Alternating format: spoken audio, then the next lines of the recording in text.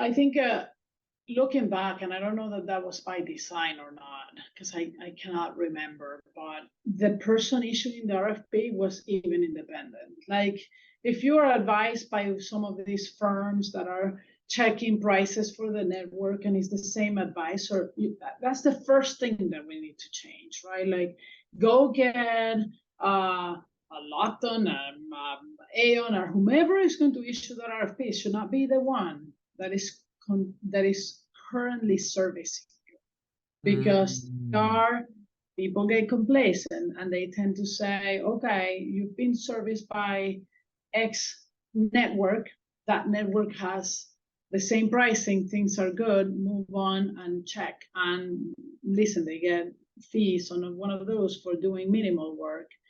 I think you need to really take an advisor that is running the RFP that is truly independent and is trying to bring different solutions to the table.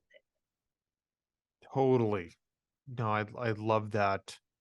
I love that perspective. It's funny too. I interviewed Bob Galvin a couple episodes ago, the head of equity healthcare for Blackstone, and they said on their playbook, whenever they went to a new company, the very first thing they said is, when was the last time you did an RFP on your broker, on your advisor?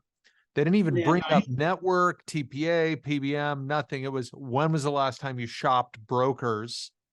Okay, if it's more than 2 years, you need to do that.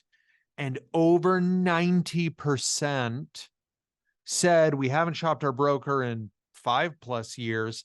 And when they did, over 90% switched.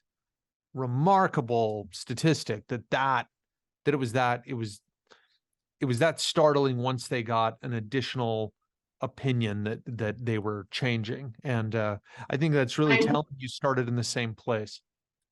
I would argue that is the most important step.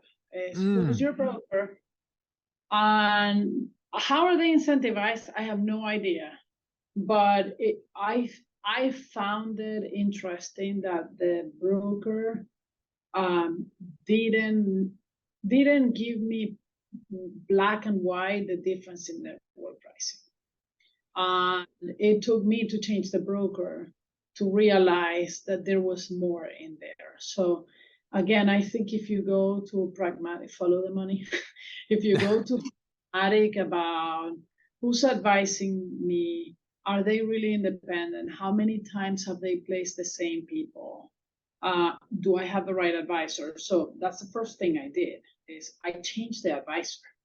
Then once I changed the advisor, I said, okay, now advisor, I'm hiring you because I want a very different set of offering. You can give me the incumbent offer, but I want a different set of offers and structures of how we're going to do that. And I want to break the players. So I said, to win, you got to have 2 players instead of 1 out of the gate, TPA and network. So you can give me the normal offering. Of course, the network was thinking, you're not going to pull these off. And I was dead serious. So then I went through the process and it got done.